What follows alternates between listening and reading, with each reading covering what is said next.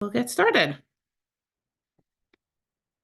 So again, greetings everyone. Thank you so much for joining us today. My name is Stacy Aquero. I'm the Associate Director of International Admissions. I also have on our call today, Paul Crimmy, one of our international admissions counselors. We are here to review some of what we think are the great reasons to attend Stony Brook, that we think uh, why Stony Brook is a great fit for you. And then we will go through some of the next steps in order to become a Sea Wolf, and and more. Of course, there will be plenty of time for questions. You may use the chat feature, and we will answer questions as we go if we can, and if not, get to them at the end. But first, I want to take a moment and congratulate you on your acceptance to Stony Brook. We know that you have had amazing achievements academically as well as outside of the classroom, all making you a excellent candidate and an excellent fit academically and socially to attend Stony Brook University. If I have any parents on the call as well, we know that getting your child, your son or daughter to this point is probably also worth congratulating you on, because the achievement is really something to be celebrated in its entirety in the family. So congratulations to all. We know it has been a long road, one with some twists and turns, especially in the era of starting out high school with COVID, possibly and most definitely doing your early years of high school remotely, exams canceled, having to make up years of exams afterwards. So congratulations. We're so excited that you are here and you are considering Stony Brook and hopefully attending Stony Brook. So let's get into some of what Stony Brook is about. Stony Brook is a large public research university. We have our main campus in Stony Brook, New York, which is a very suburban residential neighborhood. It is about an hour from New York City and 3 miles from our local beaches. Within that campus, on your bottom right-hand screen, we also are part of Stony Brook University Hospital, which is a top-rated, nationally known hospital that services our community, excuse me, but also services all of our health professions programs. And we're going to talk a little bit about our health profession programs. So there's multiple benefits of having a world-known research hospital, because of its benefits, of course, to our community and servicing anyone's needs uh, who may need them medically, but then, of course, all of the exposure you have to those facilities if you are looking into any of the health-related areas, including things like medical school and so forth. That middle picture is our Southampton campus. Our Southampton campus has houses some of our graduate health-related programs, as well as some of our marine science programs.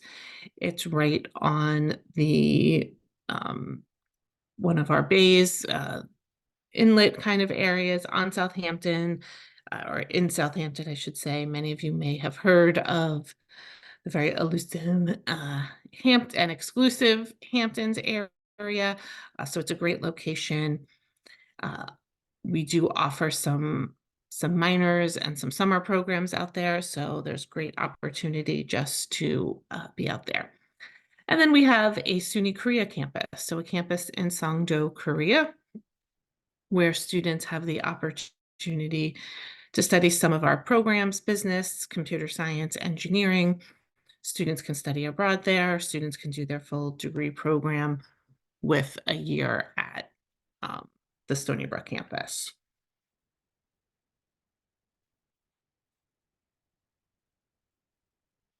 Really, this time is a great time to be part of Stony Brook. There's so much been going on, so much recognition for the amazing work that's happening on campus. We've recently had a New York Times article published highlighting our excellence and our value and commitment to education on our campus. We have been selected to lead the Center for Climate Change, which is a tremendous undertaking on Governor's Island, which is just off of Manhattan, again, about an hour away, where we are leading, of course, the conversations in climate change as well as the solutions for that. So there will be students in multiple disciplines, of course, things like our sustainability studies and atmospheric sciences, who will have research opportunities, leadership opportunities, all within that. But as one of a large public institution, we are the #1 public in New York, the number one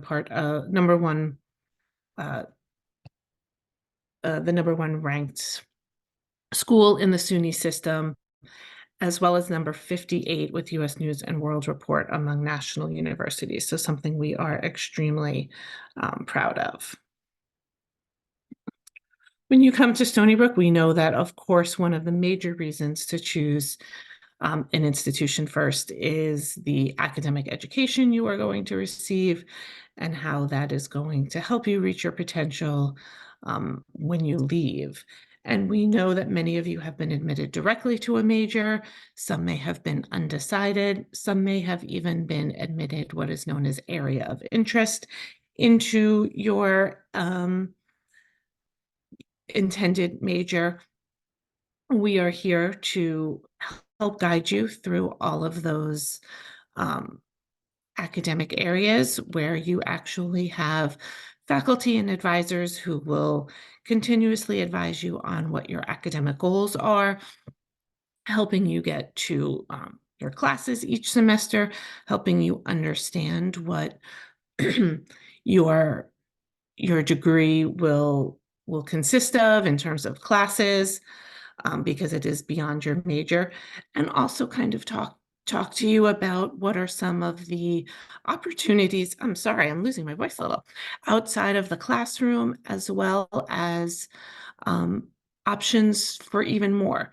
Oftentimes, students in their juncture at Stony Brook, when taking additional courses outside of their major in what we call the Stony Brook curriculum, which I'm going to talk about in a moment, will allow students to have other interests and perhaps double major or add a minor or even change their major, all of which is possible. And you will have faculty and advisors who will kind of help walk you through that.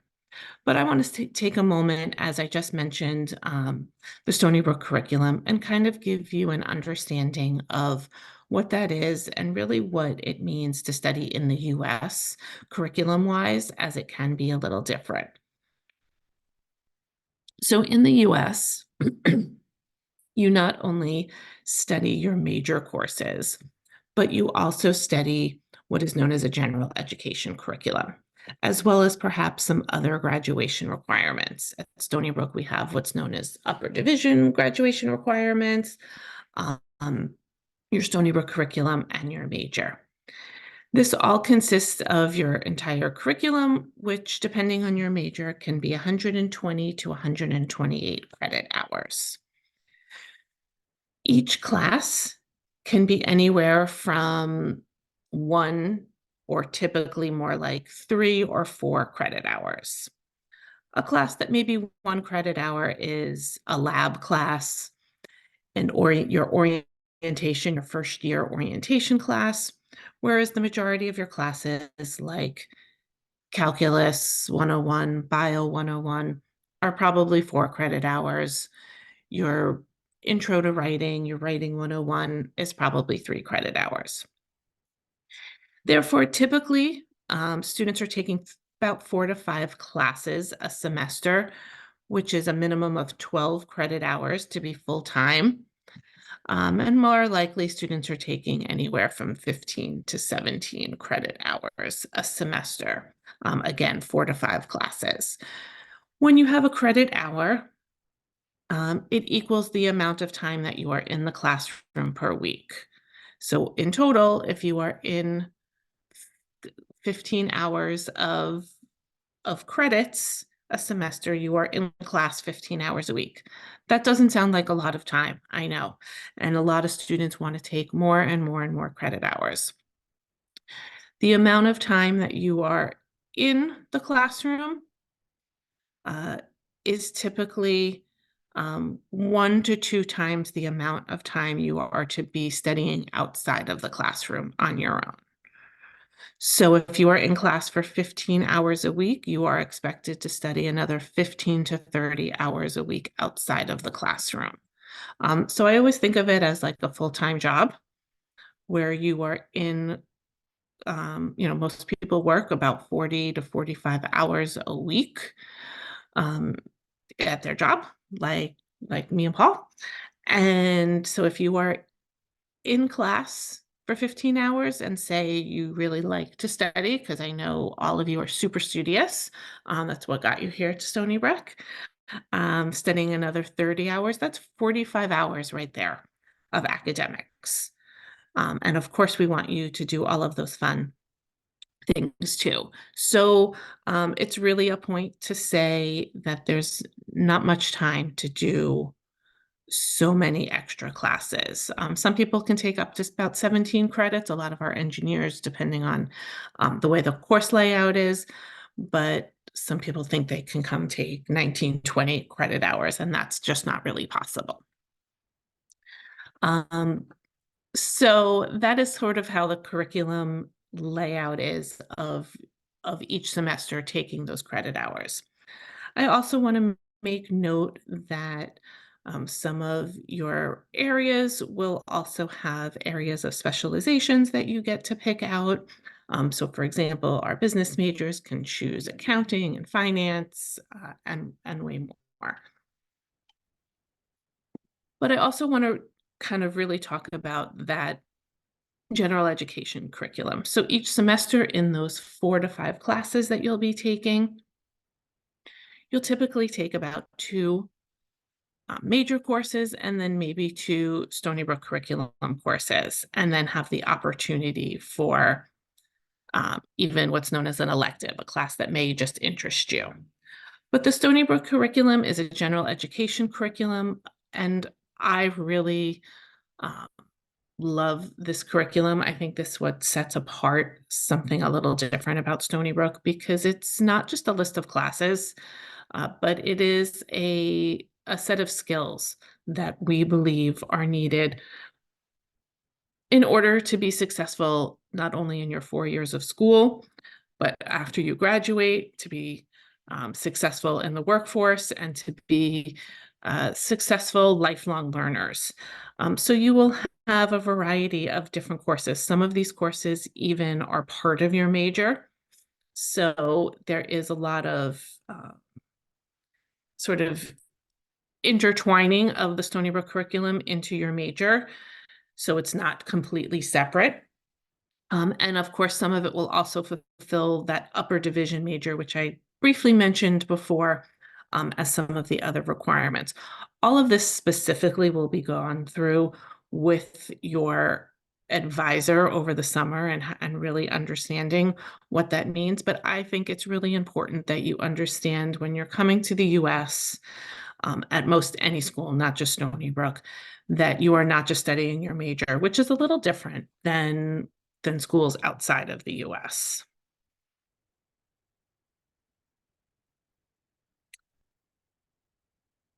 So one of the things that I briefly talked about when we kind of talked about some of the expectations outside of the classroom in terms of studying is what we call a learn by doing model. And that is making sure that you are having some academic experiences outside of the classroom. So yes, that includes studying, of course, but there's a lot of different programs that we have that will help you uh, get involved outside of the classroom that is that is for academic purposes. Research opportunities, which of course will be part of that studying outside of the classroom. Internship opportunities, which we're going to talk about towards the end of the presentation, as well as just workshops that are helpful throughout the entire your entire academic experience. A few that I can think of offhand that I think are really beneficial, especially to new students, is our library. Our library offers a tremendous amount of workshops and in the entire semester on just really how to use their resources, how to be able to look up certain journal articles, as well as how to source properly. So when you are taking courses outside of your major and outside of your discipline, let's say, for example, you are a biology major, your sciences may ask you to source a paper differently than if you're taking a history course or a psychology course. And there are different sourcing uh, styles that have to be used, and sometimes you have to know how to source your journal articles and whatever else you're using for research for that paper. And it's really important. And sourcing might not be something that you are even all that familiar with, depending on where you are from, as it might not be always readily used in your high school. So it's really important in the US to, when you're writing papers, to source anything that you have quoted or even majority of summarized. And there's different ways to source a quote and a summarization.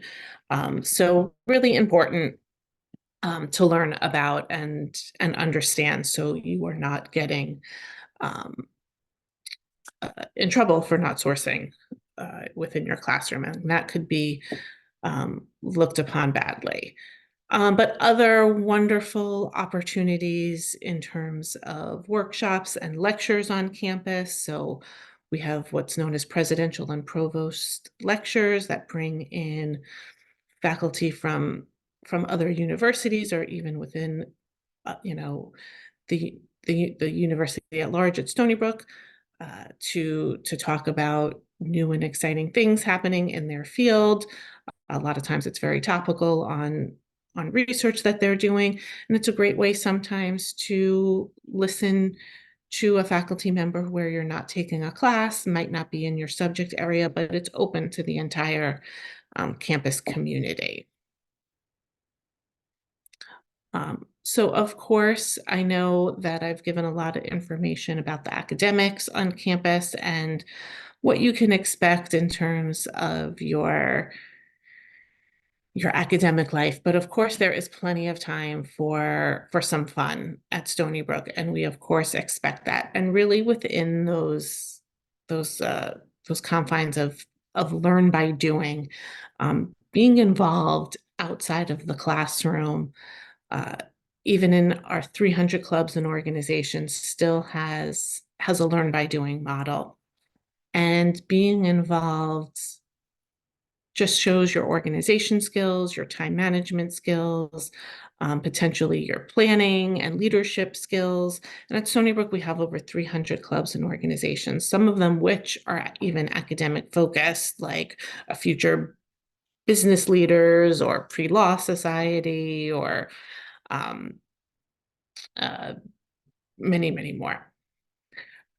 But you also have opportunities for just some pure fun. Yesterday was probably one of the favorite events on campus. The bottom left corner was our Roth Pond Regatta. It was a beautiful day on campus. It's teams who have formed and build a boat and bring a boat across our Roth Pond, which is near one of our housing communities. And it's sometimes hard to explain, but it's a lot of fun. And if you just put it into your search engine, you can watch some of it even from yesterday. We had it live streamed. The biggest thing is you can only use certain products, and it's to build it, and it's cardboard, duct tape, string, and tape. Each year it's theme-based, although this year our theme was Unbound, which means you kind of could have any design you want. So we had boats that looked like rubber duckies and boats that were themed to their clubs. So the Pre-Law Society had one, the Pre-PA Society, Physicians Assistants had one. So many. Paul and I were each there for a little bit during some free time at work. It's just so much fun, and the whole campus comes out. You don't have to be in a boat, but of course you can there's tons of people cheering on. There's food, there's ice cream, there's lots of fun things. But of course there's more than just that. We have Earth Day celebrations, which we just had the week prior, which is a big festival on campus. We have um, carnivals on campus, we have concerts on campus, and our clubs and organizations are always doing stuff. As I mentioned, they can be academic based, they also can be religious and cultural based. So a lot of sort of home away from home connections in those kinds of clubs. We have an International Student Association, which is extremely involved on campus and helps international students connect as well as get involved. We have many events around some of our sporting events, which we'll talk about. But really, we have a tremendous amount of involvement. And I always say that getting involved, as I mentioned already, kind of shows some of your organization skills, your time management skills, perhaps your leadership skills, but it also is great connections. So students are often very interested in getting connected with alumni. And when you are a first year student and you are in a club whose leaders may be juniors and seniors, you're sort of automatically getting connected with older students who are about to be alumni, about to join the workforce, perhaps in an industry that you are interested in, perhaps in an industry that you want to intern in one day. So right then and there, you are automatically making some of these connections. As I mentioned, Stony Brook also does have a lot of events around our sporting events. We have 18 Division I athletic teams. It's great to be a fan and a spectator at our basketball and lacrosse and football games. We often have tailgating options and and carnivals during our fall football season. Of course, we have a great student section and everyone wears red and shows off Stony Brook. I'm not wearing red, but I have my Stony Brook gear on. So really great to be a fan and a spectator. Of course, if you do have interest in playing for one of those teams, you'll want to connect with the coach and we can help connect you for any recruitment possibilities. At Stony Brook, we know that part of the experience of coming to the US academically and socially is to interact with students from all experiences and cultures and backgrounds, and living on campus is a great way to meet students, to connect with students. Uh, nearly 80% of our first year students and probably a larger percentage of international students live on campus. And while it's not required, we highly, strongly recommend international students to live on campus, especially if they don't know the area, have never been to the area, or don't know people in the area. As I mentioned in the beginning of the presentation, Stony Brook is this beautiful, very suburban, very residential, very safe neighborhood. So living off campus means living 5+ miles away from campus once you kind of get off campus, because campus in and of itself is a large campus.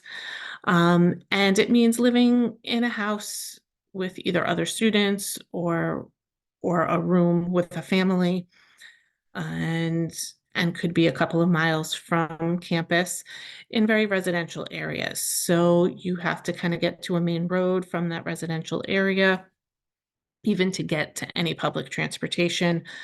Um, the majority of your time will be in the fall and winter while you're studying, which can be darker in, earlier on. So, 5 o'clock on, it's dark out.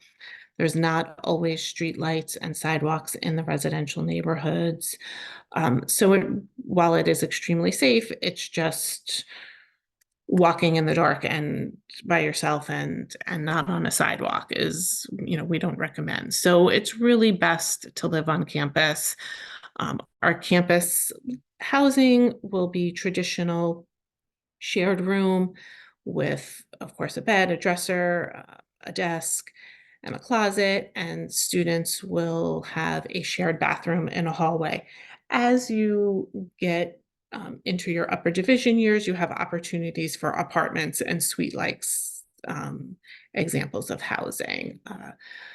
All students who live on campus have to have a meal plan, and even students who don't live off campus, who live off campus, have the option to purchase a meal plan, which is a great idea because you are spending so much time on campus. Of course, you can, for those living off campus, can pay cash as well. But we have lots of food options, all you can eat kind of cafeteria styles, as well as individual stations where you're just ordering a meal. Everything is on your ID card. There's even dozens and dozens of places off campus that it will accept your meal plan off campus, which is wonderful. And either a short walk or shuttle ride from campus. But we have all dietary needs on campus: halal, kosher, dairy-free, nut-free, as well as a variety of different cuisines, including your a complete Asian cafeteria with Chinese, Japanese, Korean, and much, much more.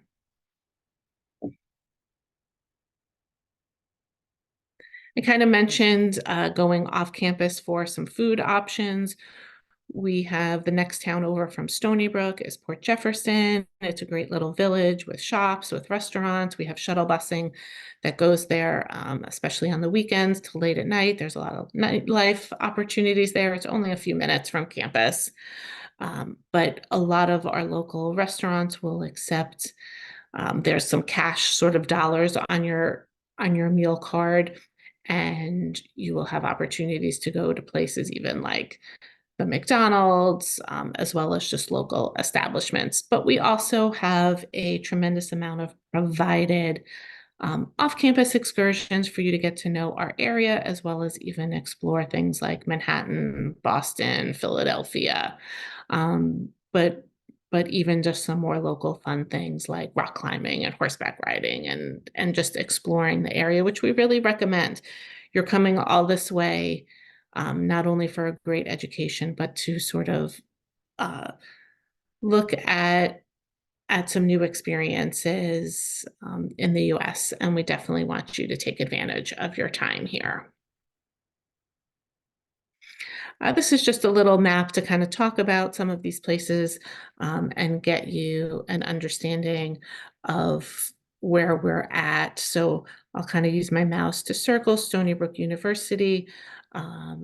Again, gorgeous greenery area, train station right on campus here to take you into the city in about an hour. And then we have surrounding movie, theater, shopping mall, restaurants, all within a less than 10-minute drive to campus. We have some great walking preserves.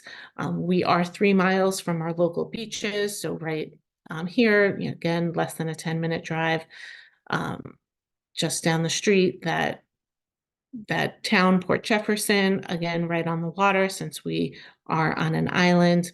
That also has a ferry boat that takes you right into Connecticut, which is great to get into Boston or some other northern New England towns. We also have a tremendous amount of typical grocery stores and more superstores, which are known here as like Walmart and Target. And we have shuttle buses that take students there every weekend to kind of pick up some items that they may want. Oops, I knew I double clicked that, sorry.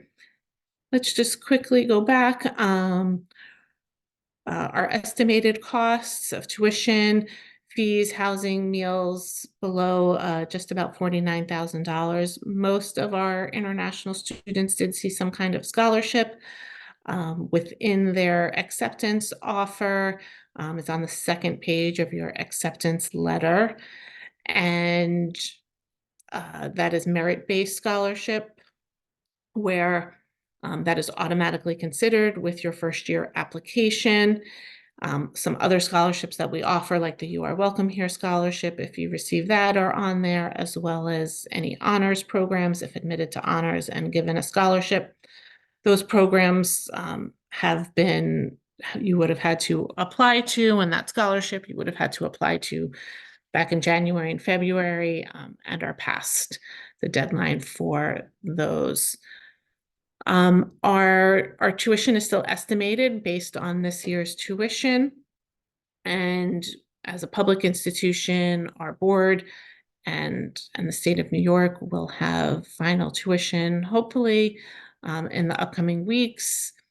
Tuition and fees are not billed until you are registered for classes, which will happen later over the summer, which we're going to talk about next. And housing is the same until you are assigned housing. That will not be billed till later. And so you don't have to anticipate paying that, but of course, just your deposits at this point in time. And then the last thing that I, of course, want to talk about, which I mentioned earlier, is something about how we are preparing you for your future. And it's really important to know that one of the resources we have on campus, which is a tremendous one, is our Career Network Center. And of course, we have many other support offices that are here, including an International Student Success Office, which is just launching this fall, specifically for international students to help guide them throughout their time here at Stony Brook. But our Career Network Center is really an office that you would expect to be involved in from your time you arrive. I talked about some of those workshop experiences outside of the classroom. Well, this is another great place where you're going to find those experiences outside of the classroom. Resume writing help, workshops on how to answer questions in an interview, and many, many more. So you really want to get involved in the Career Network Center, because they are also going to be the ones that help show you how to maneuver through all of the ways that we help students identify potential internships and jobs that they wish to apply to. So every semester we have hundreds of companies come on campus for internship and job fairs. We also have a database that we call Handshake, which houses thousands of these opportunities. And the folks at the Career Center, who will become your career coach, will help you understand how to navigate all of this and how to then apply for these positions, how to interview, how to dress for that interview, and more. Which all leads to about 94% of our recent graduates going on to graduate school or getting a job at hand, of course. And so now I want to take just a few moments to switch gears and talk about what some of those next steps are, because I know what I just kind of went through was a lot of great information, but also helped convince you as to you're ready to become a Seawolf. And so the first thing you want to do, if you haven't done so already, is to submit your enrollment deposits. That's your tuition deposit, your housing deposit if you are going to live on campus, and your orientation fee, which is mandatory. Keep in mind that if you do not pay the deposits on time, we do not guarantee space afterwards. So the deposits are due by May 15th. After that, we cannot guarantee space in our academic programs as well as housing. So it'll be accepted on a space basis after that for both. Once you submit your deposits, typically about 5 days later, you're going to get access to what's called a net ID. Your net ID is what will be used to log into pretty much most of our systems here. And at Stony Brook, we like a lot of our systems. Right now, for the majority of things, you are using a Stony Brook admissions portal called Start SBU. You will continue to use that over the summer for all of your next step items, which we're going to talk about. But after that, you will really be switched to all of our other systems. There's an academic system called Brightspace, but there's also ones that you will become familiar with over the summer, a housing portal, Access VIS, which is your immigration portal, an immunizations and health portal, and Solar, which is your main portal for registering for classes and paying your bill. Your net ID is what's used to get onto the system to then be able to even log into each of these systems. You'll have a Stony Brook email address, which you will need to check frequently. Oftentimes I say if you're not one to check frequently, either add it to your phone, which you can do, and set alerts for it, or if you check another email address more frequently, you can have it forwarded. Duo is a security measure used to kind of ensure that it's you who's logging in. So it's this extra security that many institutions and companies are using, not just Stony Brook. So those things will typically come after your deposits. And then you want to also take note that after you deposit, your Brook portal, your Start SBU portal will add on a number of checklist items. That will include having some advising planning forms, some housing forms, and some advising forms. Within the housing form, there is going to be what's called an undergraduate colleges preference. Your undergraduate colleges is a community where, as first-year students, you select one of three or rank in order of interest, these three communities. They're really a learning community. It has nothing to do with your major, but you are housed by these communities when you are living on campus. But people who are even living off campus are part of these communities. And there are several events that happen throughout the year that are around these communities as well. So don't try to pair it necessarily with your major, pair it with just your interest. Other next steps will be to request your I-20 on Access VIS. One important thing to take note of is you do not want to wait until you have approval of your F1 visa to do all of these other things that you're doing. So things like placement exams, immunization forms are all important to do in order to get registered for classes, and you do not want to wait for your I-20. If for some reason, after you get your I-20 and your F1 is denied, which we of course hope not, but of course don't have control over, we can cancel out your registration. It's easier to cancel that registration than to try to get you into classes at a later point in time. So you don't want to wait for any of that. Things to look forward to, you will have advising and class registration, typically at the end of June or July. We do have airport pickup opportunities for move-in day, which we'll talk about next. And then orientation and welcome week. So there's two parts to orientation. One is an online module, which will happen throughout the summer. And then welcome week is the week prior to classes starting, which is mandatory for you to arrive. So this is just a little bit of a timeline where you are going to submit your enrollment deposits again. Oops, I'm using a different version of this presentation, and that that deposit deadline has been extended to May 15th. So you have until May 15th to submit your deposits. Again, 3 to 5 days later, you have your email, your net ID available. You're going to get that assignment of your undergraduate colleges because you're going to fill out that housing request form. You need to submit your immunizations and your I-20 request. You have to have placement exams done by June in order to get registered. Other housing and meal plan selections, and then in July, advising and class registration, which will be over Zoom. So new student move in is on August 19th, and in your housing form will also be the opportunity to sign up for a bus shuttle that day. So you have to arrive. The bus leaves at 2 p.m. and you have the opportunity to sign up for a bus for that day out of JFK. That full week will be welcome week, and then classes start on August 26th. You must arrive on time for welcome week, which typically will begin the next day, the 20th. So I know I went through a lot of information. We're going to open it up to questions, but I also want to let you know that myself, Paul, and our other staff member, Jing, will always have virtual appointments to help answer your questions.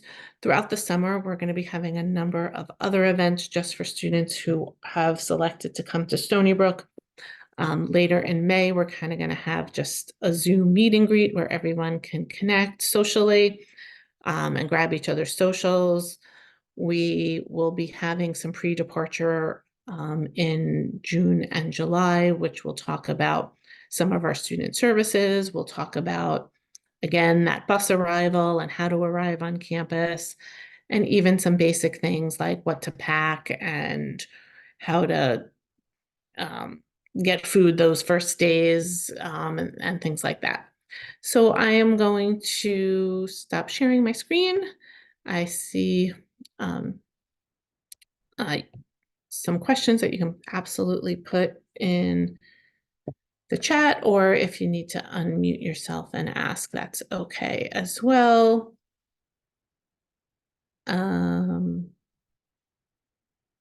So a question about going back to the slides, the ones with the dates. So all you need to know is August 19th is the day of move-in, where you have to arrive for new student welcome week, which will begin the next day, the 20th, and the first day of classes is the 26th.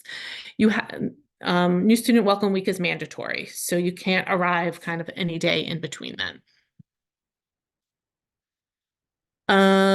So question about the tuition deposit will help reserve my seat. So the tuition deposit of $150 will reserve your spot, but the orientation fee is mandatory as well. And attending orientation for that full week is mandatory and must be paid as well. But the tuition fee will hold your spot and will be the trigger to get your I-20.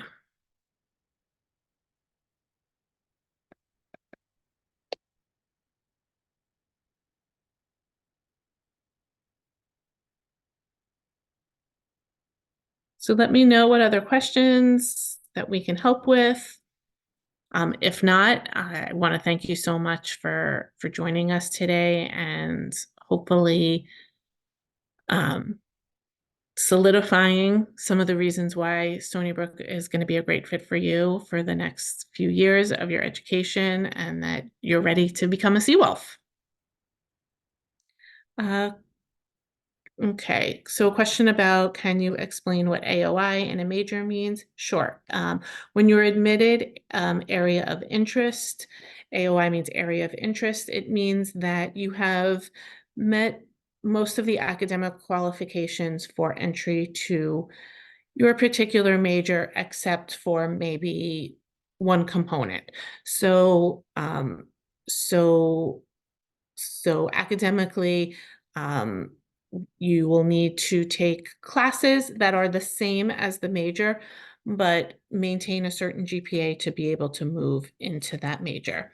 And so each major can have some slight differentiations, and there's links in your portal for what that is to our bulletin, where it will explain to you what you have to do in the first year to move into your major. It will not extend your time at Stony Brook. It's not a foundation year.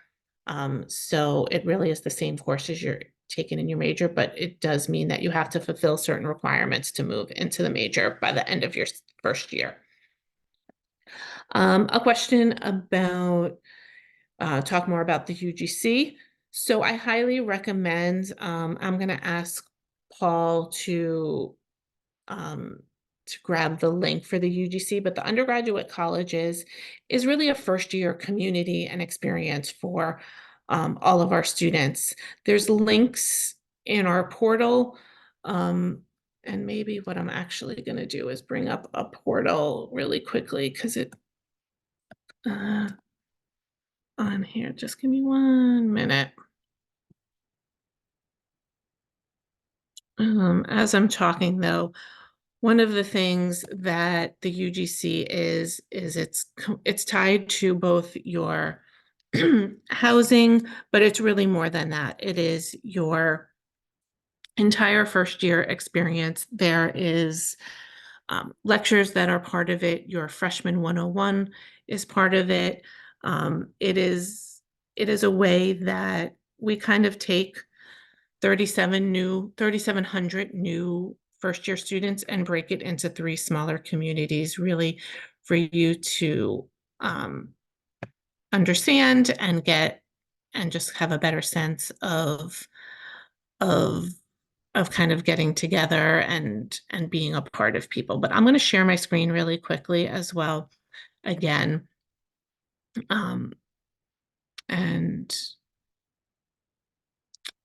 this is what your portal is going to look like somewhat after you deposit. It's a little different for everyone, but it's going to have 2 separate checklist sections, one that is purely for registration and advising, and one is just a new student checklist. Your registration and advising is going to have your advising planning form, immunizations, as well as all of your placement exams. This one doesn't have the placement exams on here yet. If you don't have to take a placement exam, it will be removed from there. As you can see on the left-hand side, all of these things have red X's. Once they are completed, they will move to a green check mark. You will also see where it says details, there are red highlights. When it's still gray, it means it's not available yet, and it will tell you when it's available. It will also tell you when things have been received. Mostly everything now will be available except for 1 or 2 things like advising. However, your advising planning form is available now.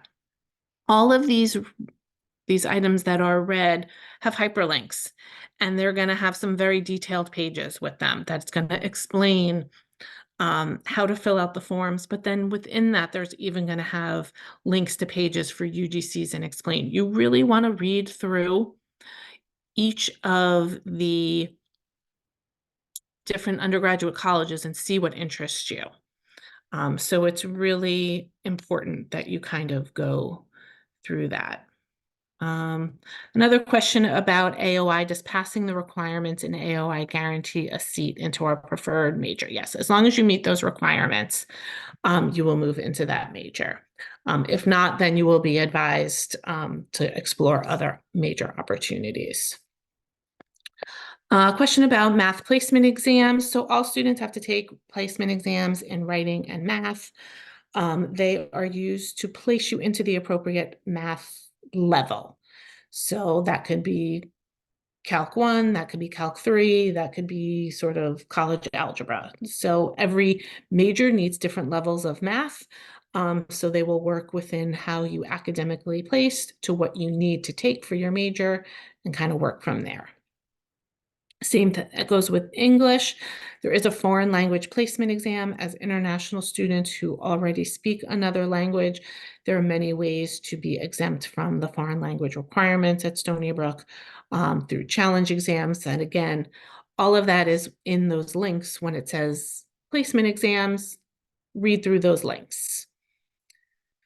If you take an AP test in this year's May, can those credits be transferred? Absolutely. So your advising planning form is going to ask you about AP credits, IB credits, A levels, and you're going to list the courses. And so then when you meet with your advisor in July, even if you don't have the score yet, you can let them know that you've taken that class, and they'll often not register you for a class that you may receive credit for. What kind of minimum GPA is mandatory to maintain in high school and senior year so that your admission isn't affected? So we typically say in your offer letter, it's contingent upon successful completion of your current coursework, which means that of course, you have to be graduating high school, which of course we know is the bare minimum, but we really have an expectation that you will maintain the same grades as to which you have had over the past 3 years.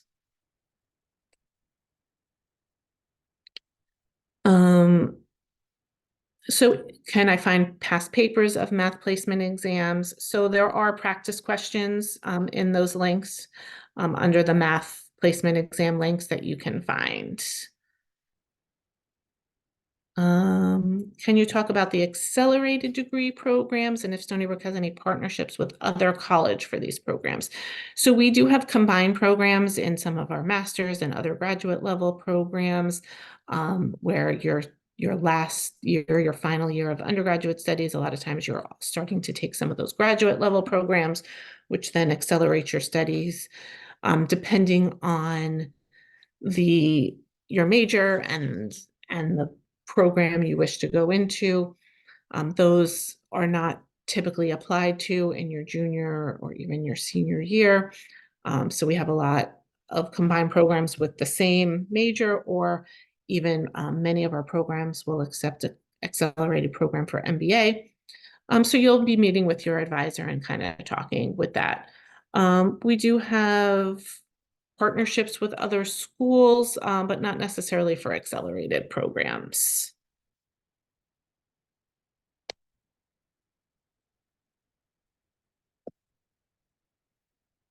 So what is the difference between AP exams of Stony Brook? So there's no AP exams at Stony Brook. So AP exams are what you take in high school for college credit, and then Stony Brook accepts the credits. And there is,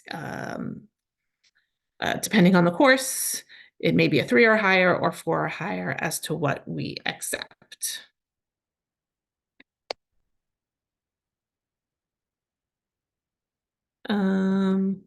Question about, can you explain the I-20 and its relation with the tuition fee? Sure. So students receive an I-20 once they submit a request for an I-20 through Access VIS, which as admitted students, you should all have. So again, there's that separate portal. And you have to show proof of funding. The proof of funding is larger than the anticipated tuition. That's because it will, for anticipated tuition, it uses about a 10% increase from last year, which our tuition typically each year will increase. Our tuition and fees will increase each year anywhere from 5 to 10%. At the same time, it has costs that are not always payable to the university, including travel expenses, including your SEVIS fees, but it will also have some additional fees. So so you will have to show proof of funding in upwards of about $58,000 a year for your I-20, and you can do that with a bank statement from yourself, from a sponsor of a family member or a friend, and it could be multiple sponsors.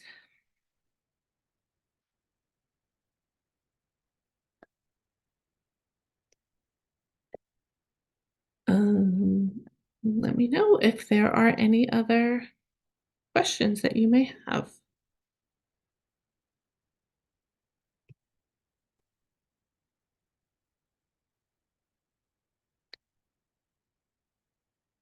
Well, I thank you all for joining us then today.